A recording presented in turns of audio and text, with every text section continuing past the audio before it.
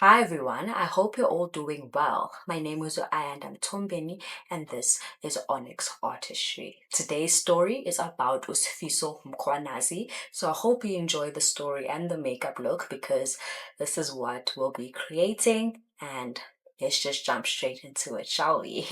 This story is about Usfiso Mkwanazi. If you like anything that I use, I will leave it down in the description box below, so definitely go check that out.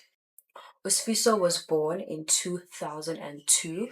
I couldn't find the exact date, but he was born to a South African mother and a Ugandan father, Mark Kuman, who was also a polygamist. So you can imagine Usfiso had quite a huge family. Despite this, he stayed with his mom and his sister, who then relocated to Cape Town because she found a job at a Muslim publication. Apparently, his sister was a writer, so Sfiso was left with his mom.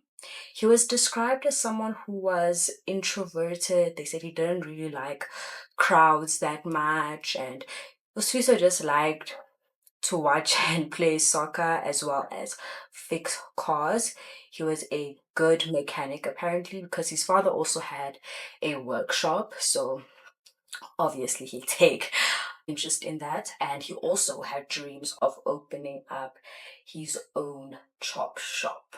Growing up in Soweto, Usfiso went to Mdeni Secondary School, and unfortunately, in 2017, meaning he was 15 at this time, his mother had passed away from a heart attack. So he obviously then had to relocate and go live with his father in Fordsburg, Johannesburg. His father wanted him to drop out of school at this time and come help him at his workshop. Usfiso was reluctant at first, but the following year, he just decided, you know what, I'm gonna go work at the workshop. In one of his court hearings, Usfiso says that he worked for his father for about 2,500 Rand a month. He also says that his father would hit him if he made any mistakes, be it at work or at home. So he was kind of alluding to his father being somewhat abusive towards him. Usfiso is now a teenager, and you know what comes with being a teenager, your hormones are starting to kick in, and he is not exempt from having sexual urges. But I don't feel like he knew how to handle those sexual urges without really acting on them. So, 2019, meaning he's 17 now, Caesar decides, okay, he is going to pay sex workers for their services. And he obviously has money because his dad is giving him an allowance. So he does this for 2 years. And in June of 2021, he gets arrested. And he gets arrested for rape. Now, Usfiso says he never raped this lady, and what had happened was they agreed on a fee before she provided her services to him, and after that, she decided that no, she wants more money. And obviously, Usfiso disagreed because that's not what they had agreed on. And this lady got him arrested. Usfiso then went and spent 10 months in Sun City prison. And we all know Sun City prison is rough. 10 months, no bail, no fair trial. And then, GG, all of a sudden, these charges were just dropped and he's let out in April of 2022. When he's let out, he goes and he's picking up women, and it said that he did this every single Sunday. And one Sunday that changed everything forever was the night of Eid, 2nd of May 2022. So whilst his family is out celebrating Eid, he sneaks out and he goes to pick up a sex worker. This is when his killing spree started, which lasted 6 months, killing 6 women of Zimbabwean nationality, and ended on the 9th of October 2022. The woman who did get away would say Usfiso was a charmer and that he always picked them up in a different car. And obviously, he'd be able to do so because he had a plethora of choices because of the workshop that his dad owned, and that he'd always be a gentleman, and that he had offered them a good sum of money just to take them back to the workshop. Now, how he got caught was that on the 9th of October, that Sunday, the caretaker of the building that his dad owns decided, you know what, he wants to wash his car. So off he went to wash his car. But he says on this particular day, he decided that he wanted to wash his car inside the workshop instead of outside because it was cold that day. So as he's washing his car, he decides that, okay, he's gonna go get some water. And how the workshop is set up is that you'd have to go upstairs to the first floor to pick up water. And this place is huge, so I'm not sure how they don't have water on the ground floor or what had happened to their water supply on the ground floor. I'm not sure, but he had to go up to the first floor. So off he goes to the first floor. He smells something. Now he's not sure what the smell is, so he decides, let's go investigate it. Off he goes, and there's officers on the first floor. Opens the first office, there's nothing.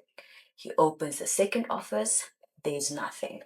And then he opens the third office and he just gets hit with the smell, and he can't see because this particular office doesn't have any electricity or any windows. So, on top of the fact that he can't see, there's no ventilation in this room. So, the smell is quite concentrated and it is hot. You guys, this is October in South Africa. He is inquisitive, so he takes his phone out his pocket, switches on the torch, and what he sees is a horrific scene.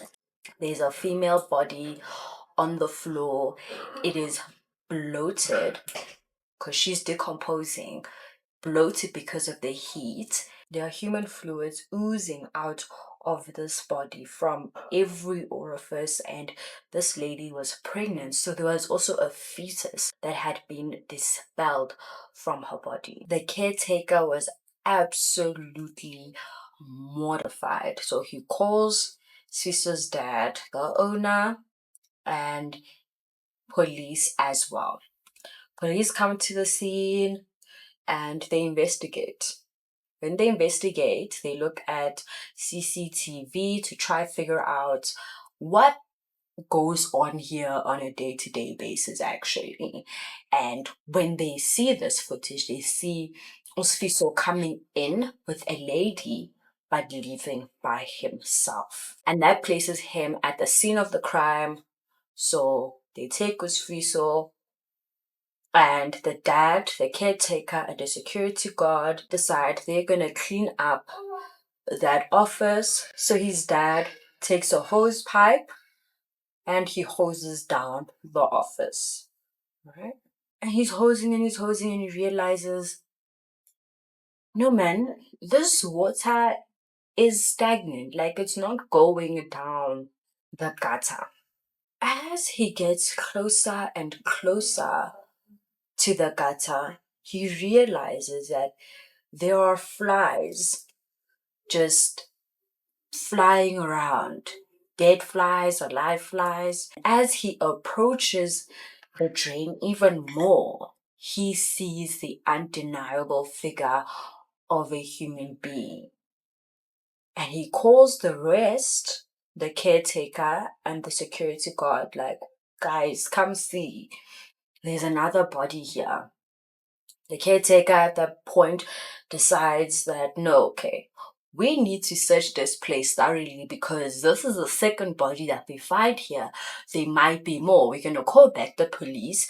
They're going to want to know that we did our due diligence in searching the place. So let's just make sure that there really isn't anything else. So they search the rest of the place and they end up finding four other bodies. Now, this is in no particular order, but the next body they find is the body of a woman. And this woman had a blue cloth covering her nose, mouth, and neck.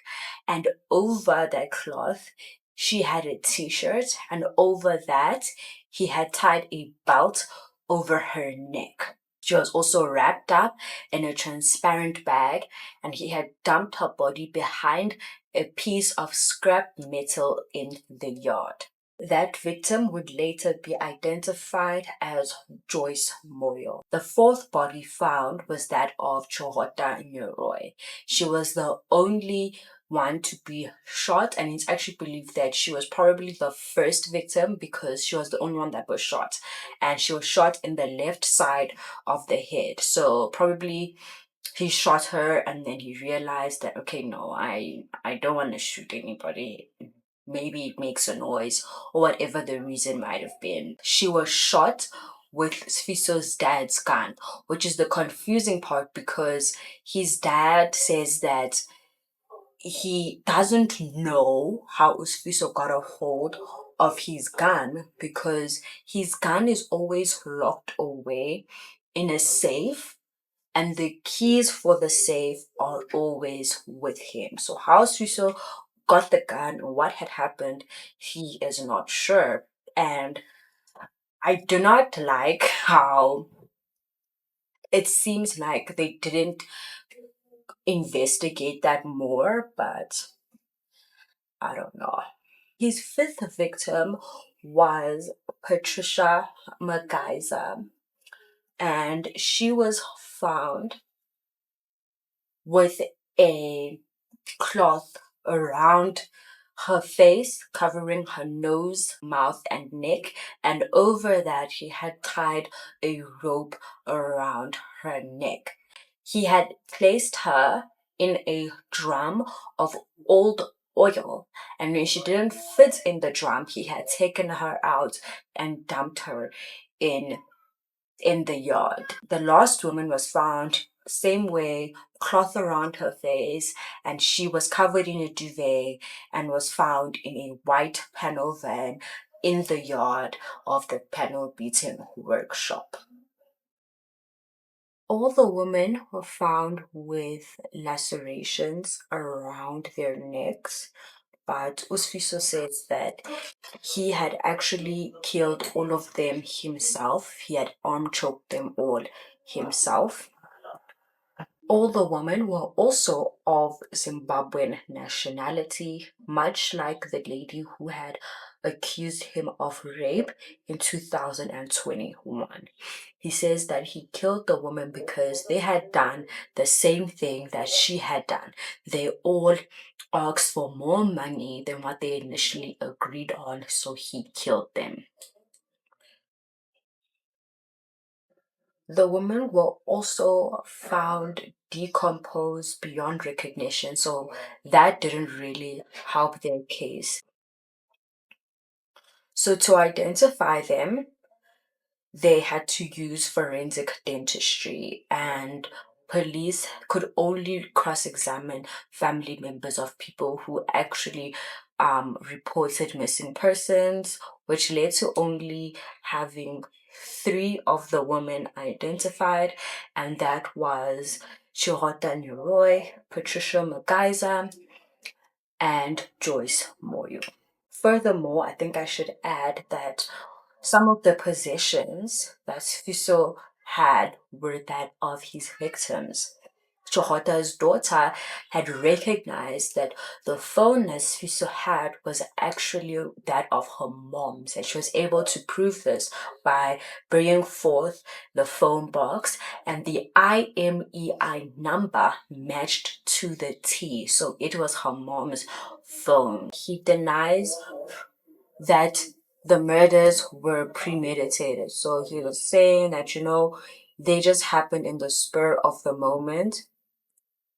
But I personally believe that they were revenge killings because some articles say that he had let go of South African sex workers. So he was definitely targeting um Zimbabwean nationals.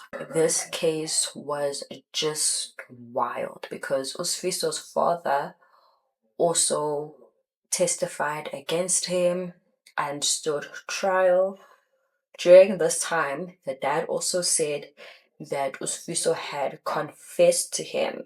He was granted a trial within a trial because the court's just not gonna take what his dad says as fact, and they want to give him a fair trial. He also denies ever raping the woman,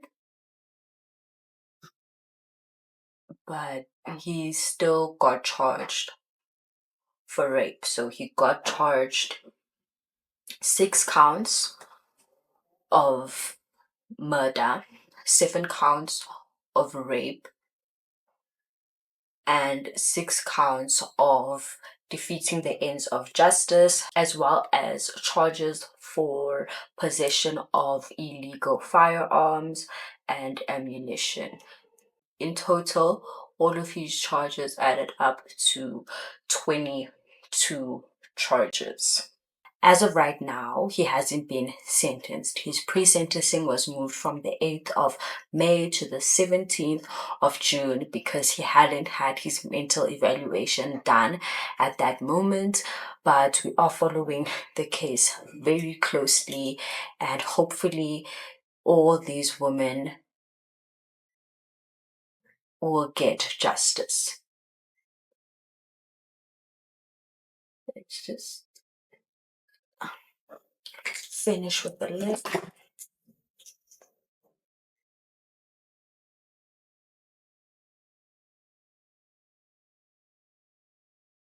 Thank you so much for watching, and I'll catch you in the next one. Bye.